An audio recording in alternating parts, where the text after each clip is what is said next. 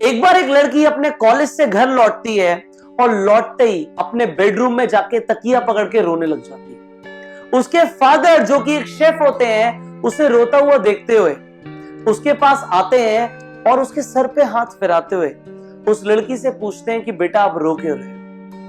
वो लड़की अपने फादर को जवाब देती है कि पापा पूरे कॉलेज में हर कोई मेरे बारे में उल्टा सीधा बोल रहा है, लोग मेरे बारे में कमेंट पास कर रहे हैं और मुझे ऐसा लगने लग गया है कि मेरी जिंदगी बहुत ज्यादा डिफिकल्ट हो चुकी है, मैं अपनी जिंदगी से फ्रस्ट्रेट हो चुकी हूं और मुझे और नहीं जीना। वो एक छोटी सी लड़की इतनी बड़ी बात बोल देती है कि मुझे और नहीं जीना। उसके फादर उसकी इस बात पे एक स्माइल पास करते हैं और बोलते हैं आओ जरा मेरे साथ, और ले जाते हैं उसे किचन के अंदर। अब किचन में उसके फादर एक गैस स्टोव के ऊपर बिना कुछ बोले 3 टी पैन रख देते हैं और उन अलग अलग टी पैन में वो पानी डालते हैं और बॉईल करने के लिए उस पानी को छोड़ देते हैं। अब अलग अलग टी पैन में वो 3 अलग अलग चीजें डालते हैं। पहले टी पैन में वो डालते हैं एक पोटैटो को, एक आलू को। दूसरे टी पैन में वो डालते हैं एक एग को, एक अंडे को, और तीसरे टी पैन में वो डालते हैं कुछ कॉफी बीन्स।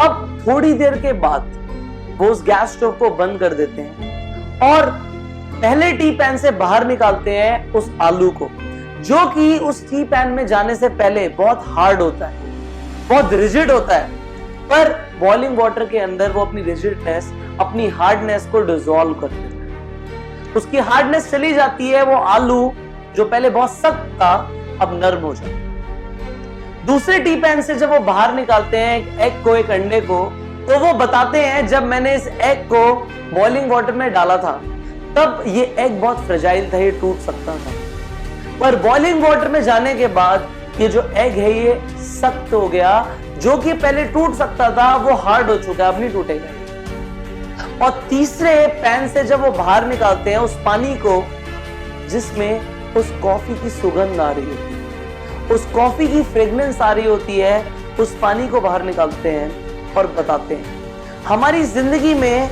बिल्कुल ऐसा ही होता है जैसा इन 3 अलग अलग आइटम्स के साथ हुआ कि इन्हें सेम बॉइलिंग वाटर में डाला गया।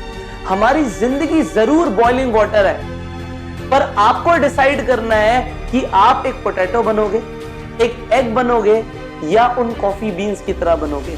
अगर आप एक आलू की तरह, एक पोटैटो की तरह रहोगे तो हो सकता है आप बहुत ज्यादा हार्ड हो अपने अंदर से, पर इस जिंदगी के बॉइलिंग वाटर में आने के बाद आप अपनी हार्डनेस गंवा दो। हो सकता है आप बहुत ज्यादा नर्म हो, आप टूट सकते हो उस एग की तरह, पर इस बॉइलिंग वाटर में आने के बाद आप हार्ड बन जाओ, आप एक्चुअली लाइफ के ऊपर डिफिकल्ट बन जाओ। और हो सकता है सेम सिचुएशन में, सेम बॉइलिंग वाटर में आप उस कॉफी बीन्स की तरह बन जाओ कि जहां जाओ, जहां घुल मिल जाओ, वहां पे अपनी फ्रेग्रेंस, अपना टेस्ट छोड़ दो।